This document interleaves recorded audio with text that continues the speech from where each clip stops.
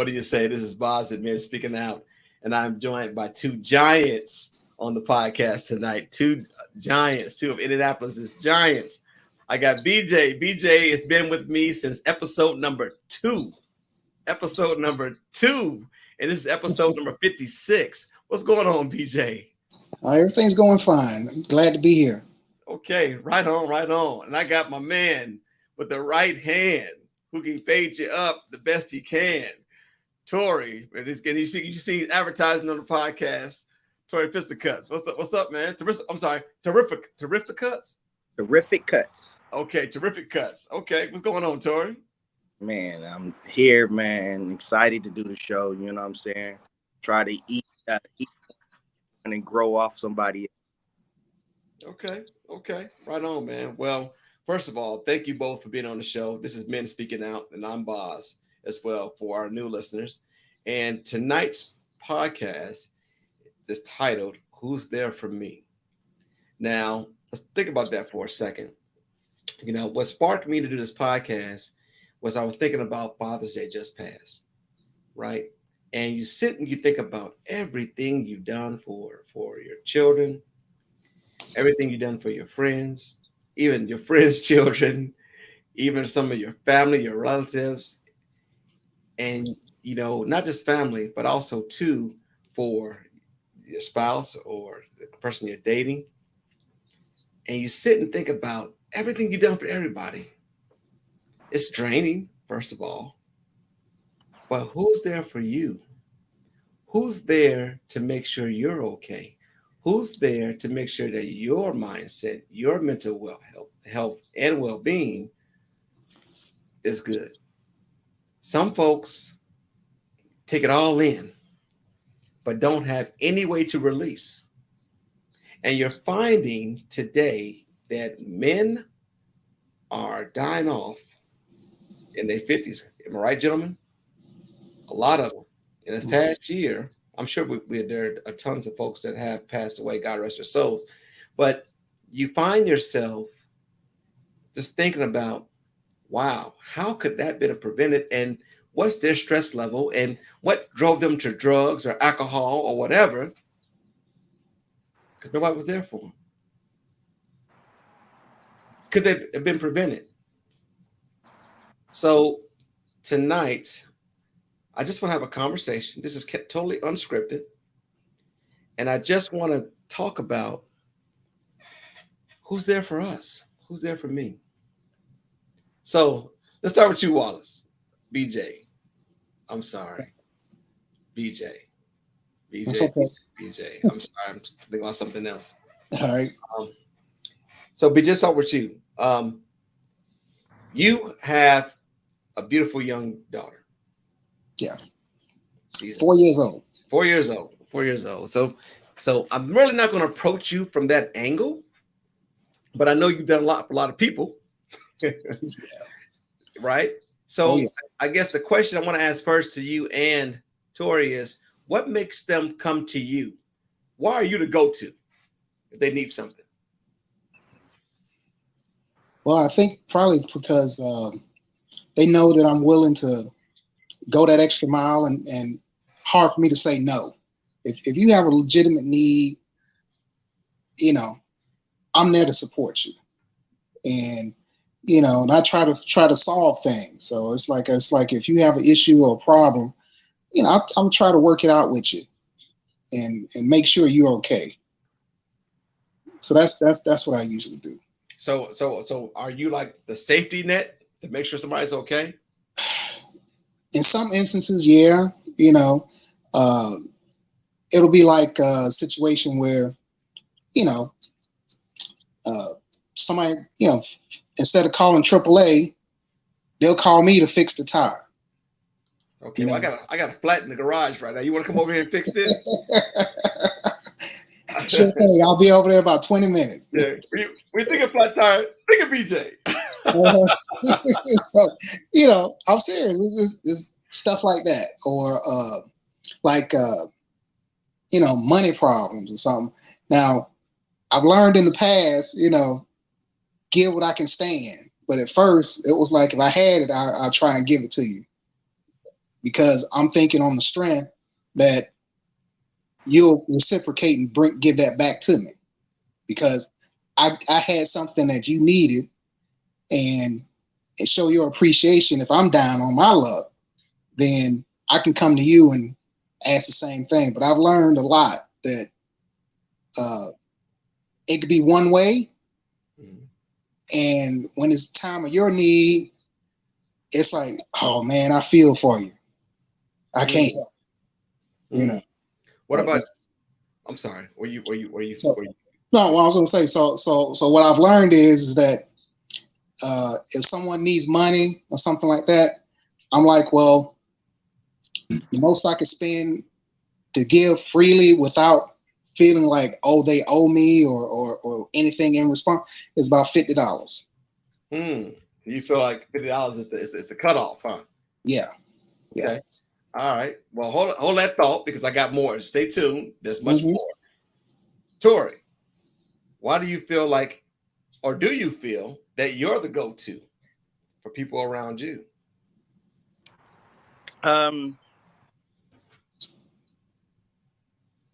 Yes, I would say so. But looking at me, I just celebrated 25 years.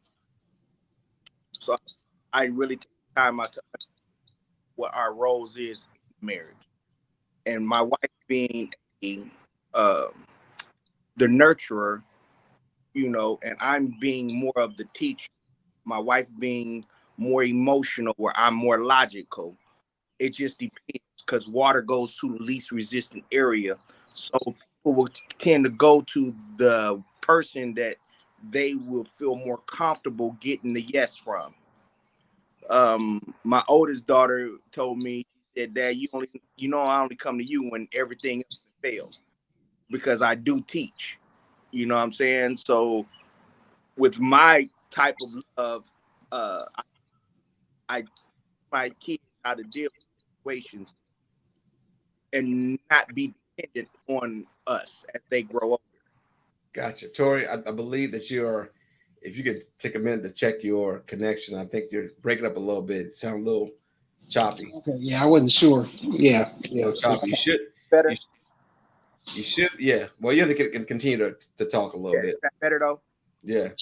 So, within that being said, even when it comes to my family members or stuff like that, when things is really in the heart and it really needs to take a turn for the better, that's when I'm more so called in. And the nurturing part goes to the women. Okay. On a daily basis, you know. Okay. So let's do that right. Let's do that. Okay. Each one of us at some point in time has been married. Correct. Right? Yeah. Now, obviously, I'm not going to ask you to say anything negatively towards your spouse or the person in your life, because I don't want no repercussions, and I want everybody coming to me with a freaking shotgun saying, you started this mess between me and my husband. No, I'm going to get away from that. So I'm not going to ask them questions, but I will ask you this. Why do we continue to help ungrateful people? You know they're ungrateful. But they got the opportunity to ask you for something, and you still do it. Well, I'm gonna tell you this: if it's a stranger, then no. But 9 times out of 10, you already dealt with somebody who comes and asks you again. So, well, see, here's the word, BJ. I said continue. Yeah, so obviously, that's they're a stranger. Continue ain't in the equation. Why do you continue to help somebody who doesn't appreciate you or that are very ungrateful? Well, you try to at least let them know that, look, I can't keep bailing you out, but again, it's like enabling that person, because they know if they can pull over a real sob story, that eventually you'll get there. They'll get their way with you. So it's like this. You have to know within that you have to feel in your mind, if you are not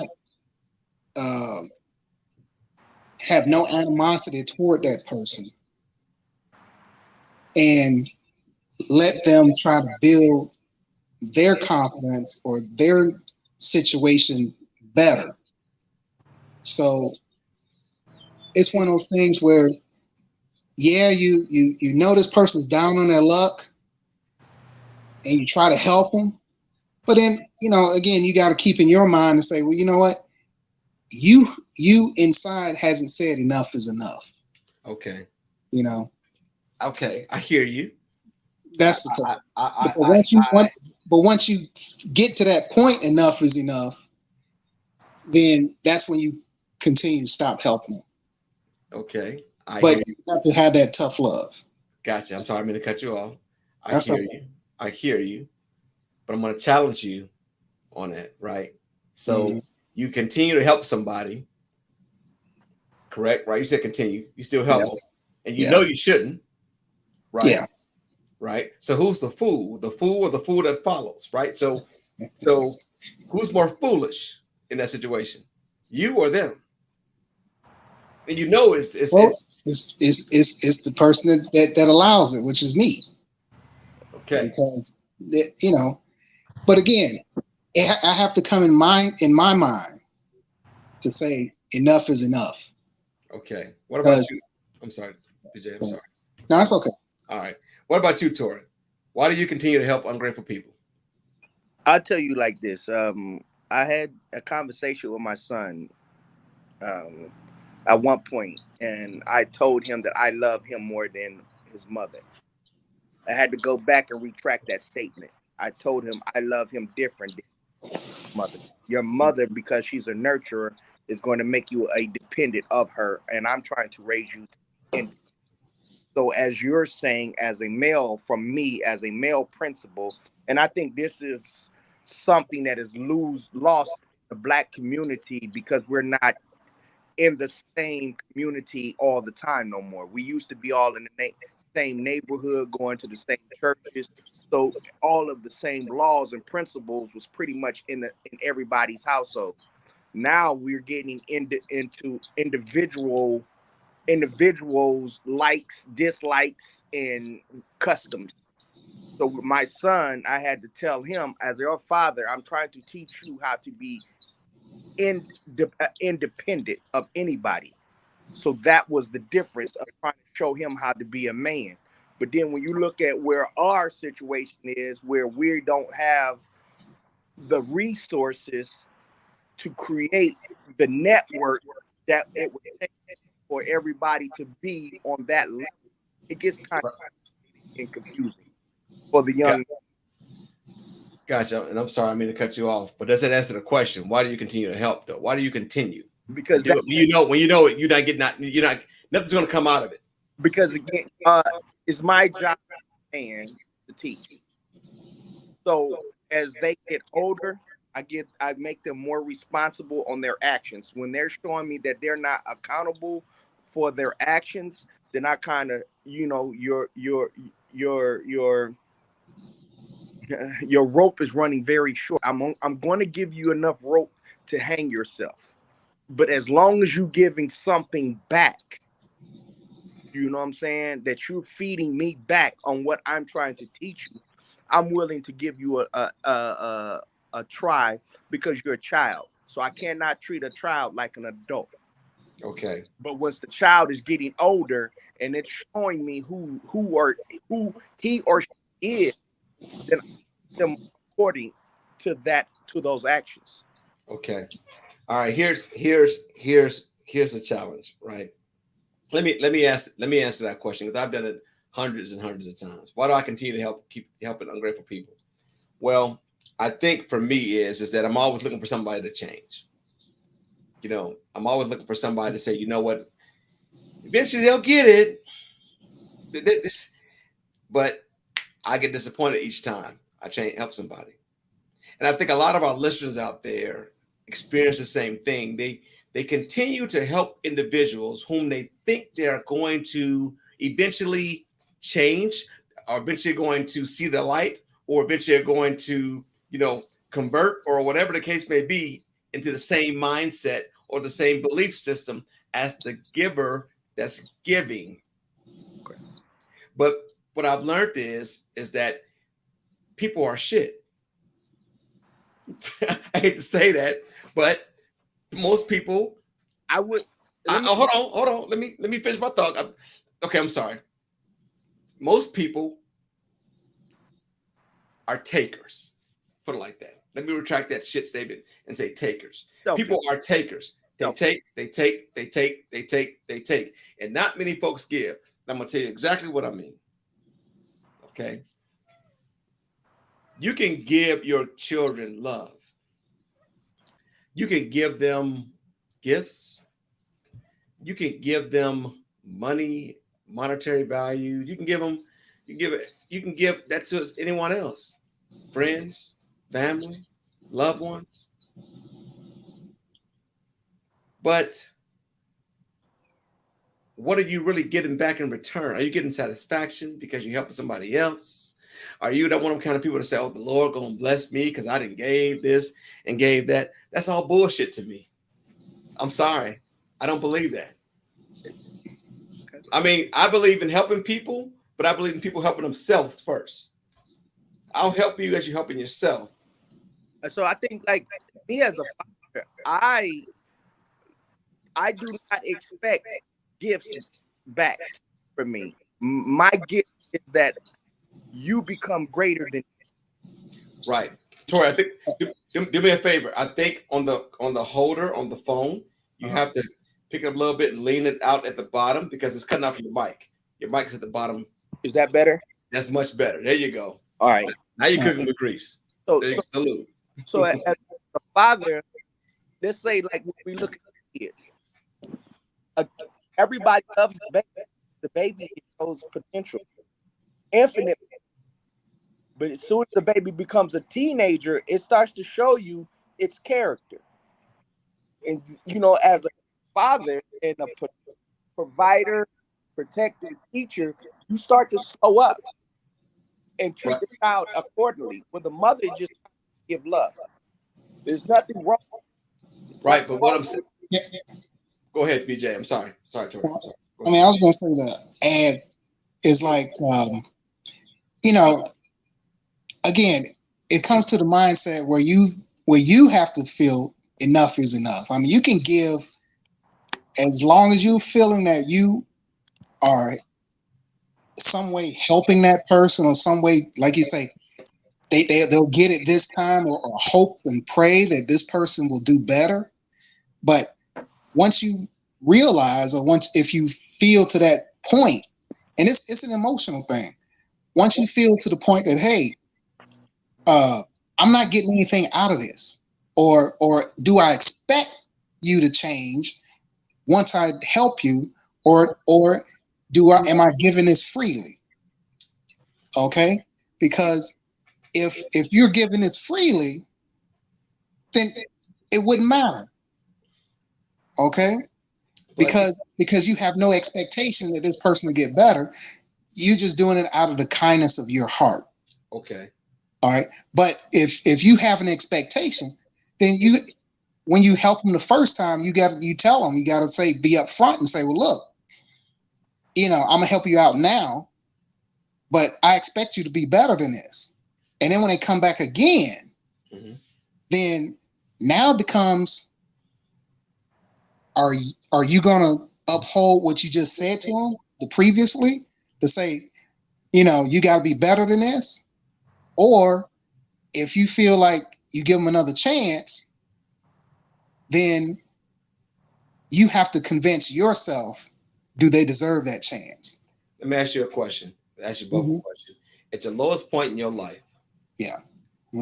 We all have had them, or some of the lowest points, or one of the lowest points, right? Because we've maybe had quite a few, right? We've lost a family or something that's a low point, or a job, or maybe our self-esteem was low, whatever.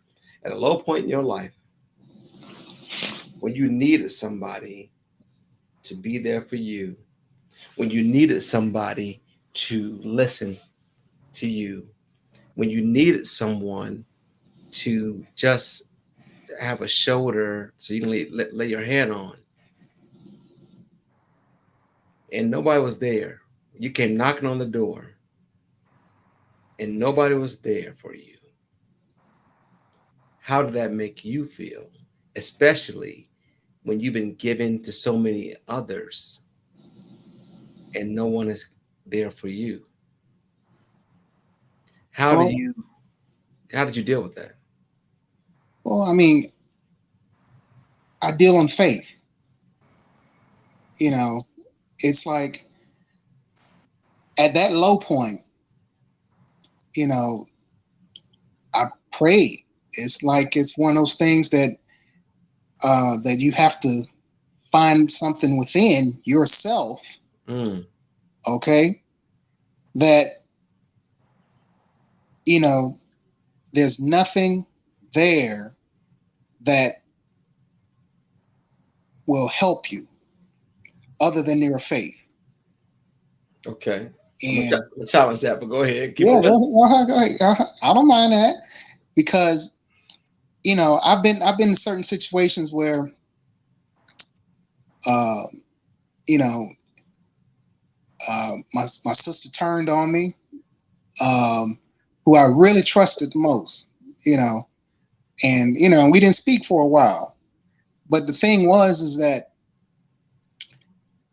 she was going through some things too, you know, that she didn't feel that I could help.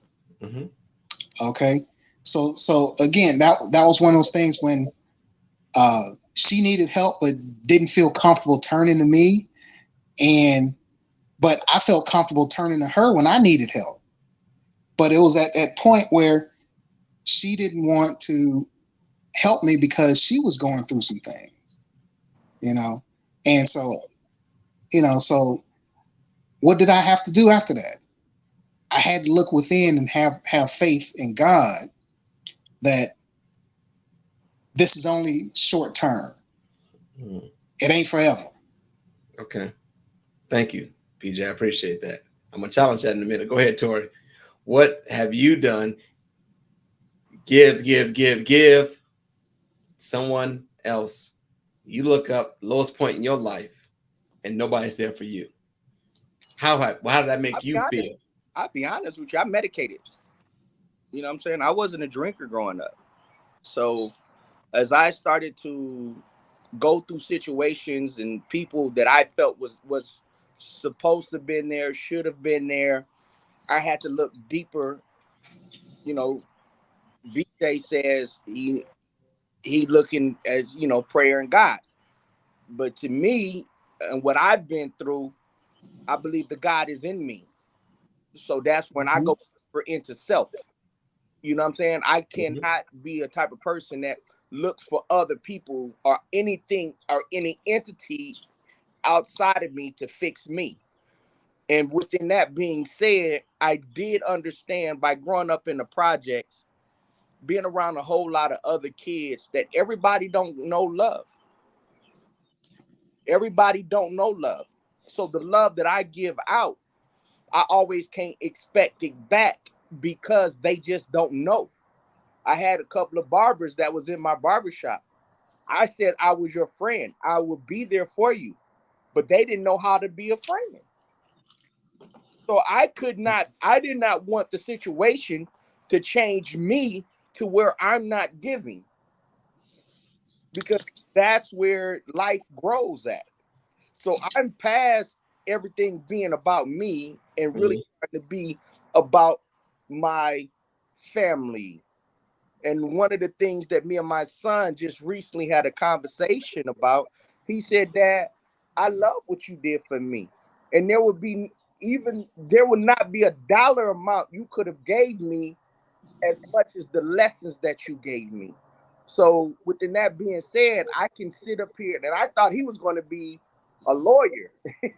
He was supposed to be my lawyer. You know what I'm saying? He got an IQ of 136. But as long as he's trying to be the best father he can be and the best he can be, that's all I ask in return. And I find joy in that. As long as the individual that I'm giving love to can show me that they're taking what I'm giving them, which is all of me, to be the best they can be. That's all I've asked for. Okay, I get that, and that's cool. You know what I'm saying? I get it, and I think that you know, to give out to someone and to see the progress that they're making, you know, in so many words, does make sense. I get that because obviously that's the reward right there, right? That's the reward of being able to, you know, give, and then of course you're basically virtually receiving. Is what I think that is. Okay. Mhm. I also think though too, BJ, I want to challenge you. You said that you would pray or similar to something like that, right? That you just, you know, pray on Yeah, it, I pray. Mhm. right? But I believe it was Fannie Lou Hamer who said you can pray until you faint, but God's not going to put it in your lap, right? No, no. Well, God gives you the wisdom in your head to Correct. do. So you can Correct. pray. You can Right. pray. So I guess I don't know. I mean, I'm not a not praying man, but I think I get somewhat irritated when I hear folks, I'm just gonna pray on it.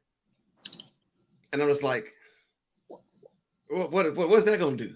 Well, what prayer does is God instills that within you to do action. Okay. Okay. Okay. So it might not be, let's say you yourself, when you get down to those low points, it's like, I tried this, I tried that, I tried this, this didn't work, that didn't work, that didn't work. And then what happens when you pray, it gives you that sense of focus and calmness to listen and figure out what is it, or how do I get out of this situation. Okay. And you know, you could call it your inner self, you could call it whatever, but it's, to me, that's the part. And just like you said, Tor, God is within you. He's always within you.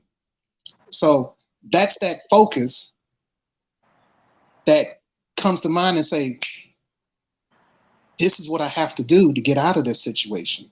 Okay. And then now it's up to you to put that into action. So and let me wrong. Let me make sure I'm clear to my listeners. I believe in God. I'm not saying prayer is not I'm not knocking prayer. Okay. My purpose for asking the questions is to challenge you and to see how does that work for you versus how it works for me. There's been plenty of times I didn't pray. I was in graduate school, like, Lord, let me help me pass this test. I've been studying my ass off. Please, I get it. You know what I mean? Well, sometimes that failure, yeah, takes you onto another path, a different direction. Correct. And it what probably wasn't meant for you. Correct. Absolutely. So here's the thing. Now you're cooking with grease, BJ. Now you're cooking with grease. Okay. So sometimes that failure wasn't meant for you. So basically, that failure, and I'm about to add my dear friend 30 plus years to the stream, named Melissa. That failure that wasn't for you. Why do you continue to keep doing it? Why do you continue to keep helping people? You pray on the right hand, you help them on the left, you lose in the middle. Why do you continue to do that? Well, that's what I'm saying. Yeah. Is that it has to come within to tell yourself enough is enough. Gotcha. Okay. Well, real quickly, I'm going to cut you off. I have my dear friend Melissa, who we've been buddies since high school. She is on mute. I got to take her off mute. Melissa, hi. Okay, I'm here. How are you? I'm good. I'm so surprised that I'm hearing this from you. I don't even know who you are right now. No, listen. The goal behind Men Speaking Out, I got to keep the pudding stirred. Okay. I got to keep the conversation going. Okay. I got to keep it moving. And I need to challenge folks on the podcast. And I want to challenge you too, because you're joined. And it's so great to see you. Folks, this is Melissa Valenzuela. She and I have been friends. We were best friends in high school. And I'm talking about the 90s. I'm going way back when we were wearing high top fades and unlaced Adidas. But Melissa, thank you for joining us. I appreciate it. I'm glad you're listening in. I'm glad you're on the podcast. Real quickly here, let me ask you, okay, who's there for you? Definitely my family. I think as we get older, we start to wean out people. But I think one of the things to recognize, I think that was something that just got me a little bit, was the fact that, you know, we can't change what is. We can't change who they are. We can't change what's happened to them before they came into our life. Mm-hmm. So all we can do is be there for them at that moment. We don't know their story a lot of times, even if they're family members. We don't know on a daily basis what they're doing. So I think, you know, you kind of set the precedent in a way that you're going to be there for them. But it's not, it's kind of like what Tori was saying. It's not something that's given back. It's something that you just put out there. But I think what really floored me was when BJ had said about prayer. I honestly, I don't know any other way to get through the day than to have a prayer. Mm-hmm. Sometimes when my children come to me and I don't have the answer for them, that's all I can tell them is to pray, because I'm not full wisdom. Same thing with people out there. All you can do is do what's best for you and find out what is their journey. And I think, like, even people that don't pray, it's difficult to guide them, because they ask you a question and you're like, all I ever tell my kids is to do is to pray. I don't know how to tell you how to raise your children. Well, see, here's the question. And this is why I said what I said earlier, because not everybody believes in prayer. Right. So when I said earlier in the podcast, Melissa, before you joined, I told these two gentlemen I was going to challenge them. Right. So like I said, I'm not saying I don't believe in prayer. Let me make sure I'm clear on that. Okay. I believe in prayer. I believe, prayer without works is dead. Right. So I get it. I get it. But what I'm saying is that, what if you're dealing with somebody or something or some situation and you don't believe in a high deity, right? How do those folks get by? Right. Exactly. Right. So I have to look at it from both perspectives in order to really share the broad picture of, the discussion. So that's when I say what I say, you're like, oh my God, Jimmy. I know. I was like, I have to get on here. I don't even know who this guy is. So, go ahead, Tori. So what I'm saying, Melissa, I had joined a church one time. And in this church, this woman stood up, she said, I studied, I did this, I sacrificed, I did seed. And through prayer, you feel what I'm saying? I'm like on the same accord with Shabazz. Shabazz, if she doesn't study, if she does not study, and she just asks the Lord to give her this A in this class, prayer works in that context. No, I feel like we're getting off because I brought up the prayer part. No. So with that being said, a person must understand where they at in life, their reality and their perspective of reality and what they're trying to accomplish, and then achieve anything. I really truly believe your thoughts are your prayers. You don't not like get on your knees and pray, because God, because once you have it in you, you can speak to the universe and the universe will open up to you, but you first have to identify. You have to believe in something. Okay, there you go. And the one thing that I really want everybody to believe in, and I may be wrong for saying this, but I tell people this: if you can't sell yourself, you might as well kill yourself. Yeah. Okay, well, well, hold on. That's a little extreme right there. Time out. Because hold on. Time out. I got when you start talking like that, I got to do a disclaimer. Hold on, time out. Make sure Men Speaking Out does not condone Nobody any violence to Right. oneself. And But by the way, this is Men Speaking Out. I'm Boz. I'm joined today with BJ, Tori, and now Melissa. And this show is about who's there for me. Go ahead, Tori. what I like what I'm saying is that every individual, I got special talent. This other person, BJ got special talents. Melissa, you got special talent. You must know yourself, know thyself, and be able to be comfortable with it and not uncomfortable with what you do not have. Oh, gotcha. Now Flourish that. I'm with you, but I want to stay on task, right? Like I said, I want to stay on task, and I appreciate that, Tori. Thank you very much. You know, but I guess the other question I have here is this, okay? And Melissa, I'm so glad you're on the call because this is a little history for you and me. Look, we're gonna go back to Ramstein High School, 1989, 1990. Ooh, Lord Jesus, yes.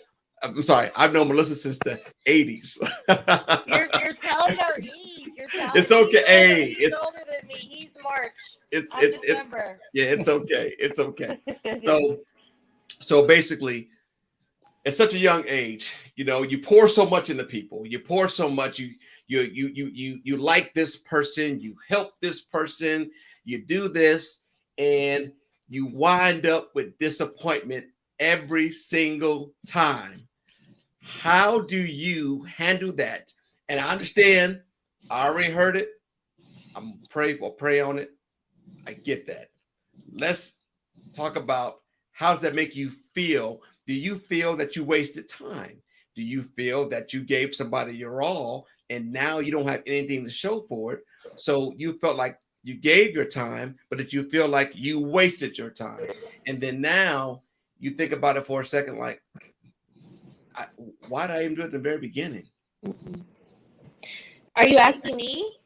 I'm asking anyone, but you first, Melissa, go ahead. I mean, really, what it comes down to is I think I was raised by parents that I think it's our different upbringing, growing up the way that we did.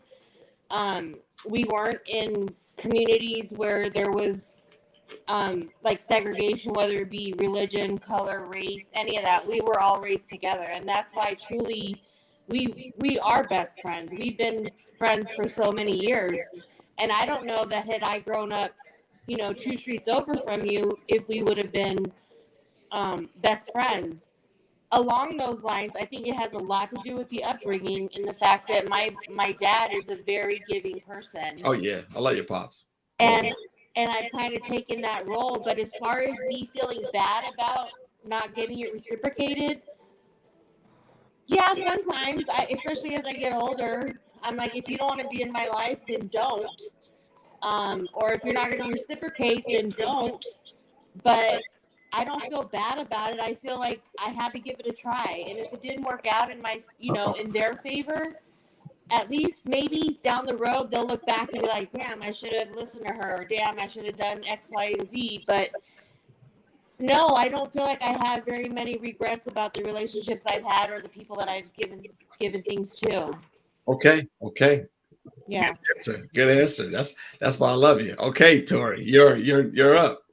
So do you feel that you've, you know, give and got nothing back in return? But certain, yeah, every situation. I do believe, like, you know, when you love something or you invest your emotions and time in something, it's what moves you spiritually to move in that direction. So if it does not work out for you, it's not bad nor good. It's just the reality. And knowing thyself, you will spend less time allowing somebody to take that energy from you because they cannot return the energy. So that would be slow. So, you know, but within that being said, every experience molded and created who you are. And that is the blessing, the true blessing of what we saying the Creator gave us, is this life. So you must appreciate those experiences and take the good with the bad. Okay. You know, like I said in one of my posts not too long ago, I really don't take L's. I take lessons. You know what I'm saying? I know that's right. I can hardly Right. hear you. I like that. I'm sorry, BJ's having a hard time hearing you, Tori. That's good though. That's good. BJ, can you hear me? Barely. You can barely hear me? Yeah, Can you hear me now? Barely? still barely. How about me? But Well, go ahead. What was the question again? the question is that you need to clean the earwax out of your ear. No, no, I'm just joking. I'm just joking. Fan Shabazz. All right. The question is, you give so much, you get nothing in return. You know, do you feel that you're taking the L, basically? Right. Mm-hmm. I'm paraphrasing. Yeah. Go ahead. Okay, I got you. So, you know what? I do feel like that sometimes. The reason why is because sometimes when I give or do something like that, I have an expectation. And when that expectation is not met, then I feel disappointed, sometimes angry, but most of the time disappointed. Now, do I want to get disappointed? No, because I feel like when I help that person, there's an expectation when I do help that person. And so that way, when it doesn't come through and I know, hey, I get disappointed. Yeah. And so, but again, that's with me. Keep that going. Not setting the expectation. If I don't set the expectation, it's just like passing food out and or doing something that I know that'll help that person that I've done freely without expectation, then I don't get upset with it. Gotcha. So one thing I do that I have to learn myself is when I do help someone, don't set the expectation that I want something in return. Gotcha. That's what I do. Gotcha. Well, real quick, Tor, before he responds, I need this. Melissa, are you there? Are you there? You sure you're there? I need to show the group this picture here. If I can do it right. There it is. There it is. That's us in high school when we graduated from high school. So I want to make sure that Melissa can see that I keep it in a frame, easy access. This was a gift that she gave me as a graduation present. I was so prim and proper back then. Yes. But that's us in high school right there. Don't worry about this guy over here. He's a loser. Don't worry about him. But I'm just about my buddy Pat. But yes, that's us in high school. So while she's on the podcast, I had to actually go get this picture.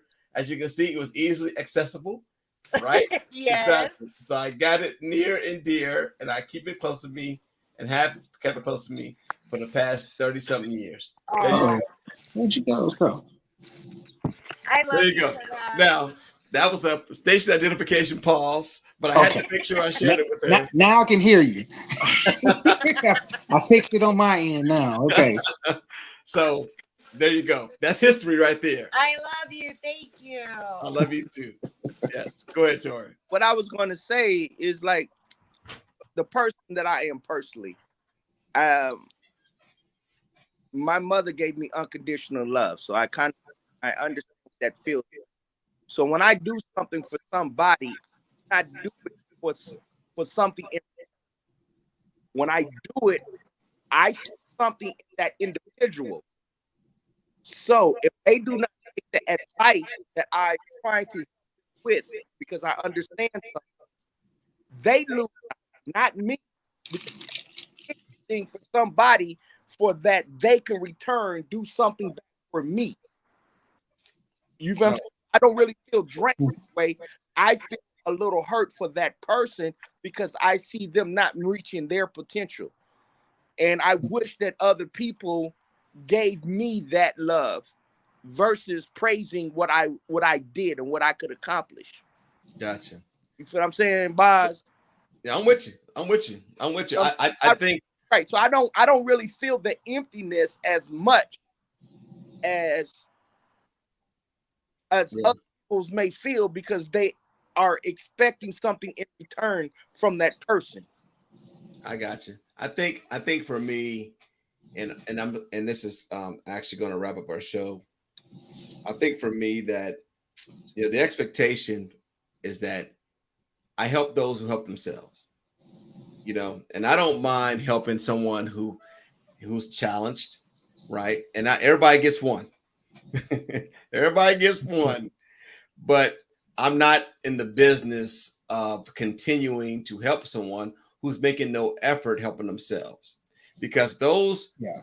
I'm very giving. I'm a very giving individual. I give folks tell me, hey, I need this, I need that. I donate computers online. I'm a very giving person, and I don't necessarily expect anything back in return, but I do expect one thing in return. I do expect the word thank you all the time. Yeah. Mm-hmm. So because for me to continue to give myself my time, my energy, my resources, and things of that nature, you got to at least tell me thank you. You got to at least give me something. You don't have to do nothing for me per se, but Yeah. you have to at least show me that you appreciate what I've done, Yeah. and go pay it forward and help somebody else.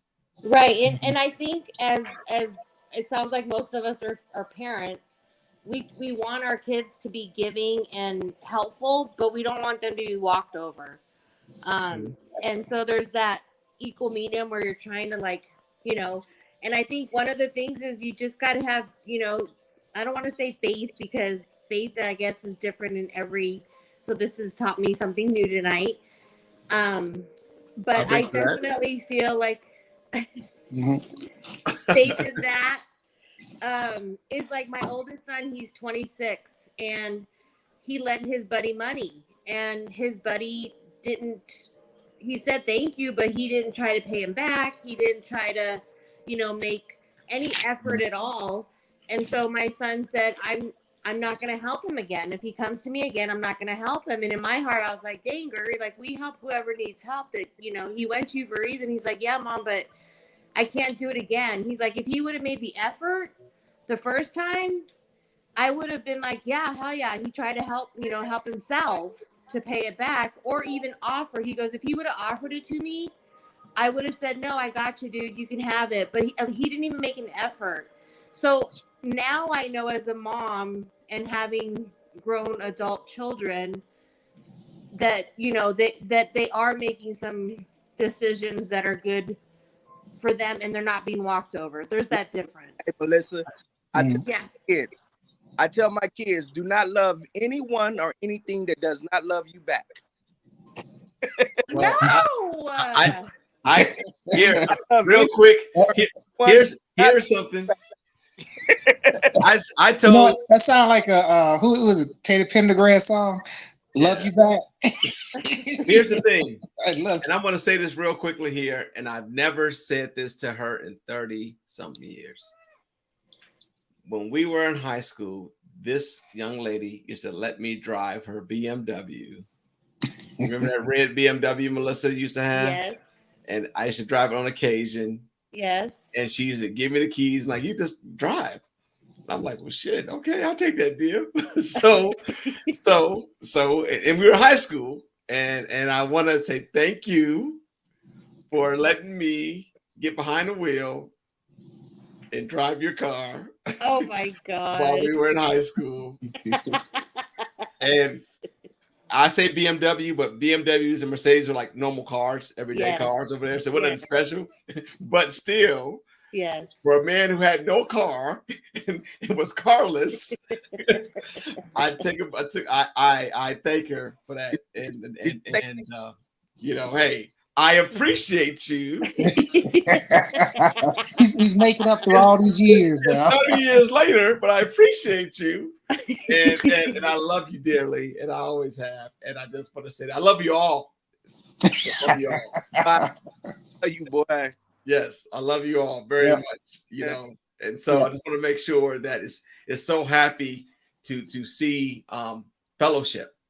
Yeah. Right. You know, if anything else, one thing that we're all giving each other tonight is fellowship. Yeah.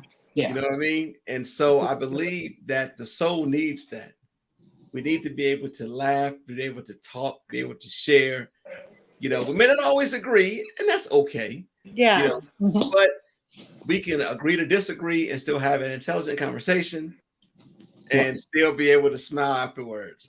My cheeks are starting to hurt so much I can smile. But at the end of the day, I do want to say thank you guys very much. This was really an ad hoc podcast. I didn't even script it. Normally my podcasts are scripted and I have notes and I'm reading this and I'm doing that. But I wanted to, a dear friend of mine, you know, on this podcast asked me the $1 million question as I was in the barber seat. And I got up out the seat and took notes on my phone and said, "We doing that show." So I thank you, Thrifter Cuts, very much. I appreciate that. And BJ, I'm thanking you. You've been with me for a long time on this podcast from show number 2. Yeah. You know, and here we are on show 56. Dang. Yeah, I know, right? So I think it should be Men and Melissa speaking out. there you go. There you go. You give a woman an inch and she will take a block, not a yard, not a foot. She put a title on block. there. She's the headline. It'll be Melissa and Men speaking out. I was going to say, I gave you the first shot, Men and Melissa. And then, exactly. You know, Melissa and the Civic Crew. Yeah, okay, I got it. All right. Oh, well, I love you. Yeah, I love you too. And I thank you all very much. And this is Men Speaking Out. And once again, we talk to reveal, not to conceal. I'm sorry, Tori, you have something to say? Or Wallace, everybody good? We go. Yep. All right. Peace, love, happiness, and friendship. Yep. You can never go wrong with those. Yep. All right, guys. Love you. Take care. Love you. Love you. All right. All right. Bye.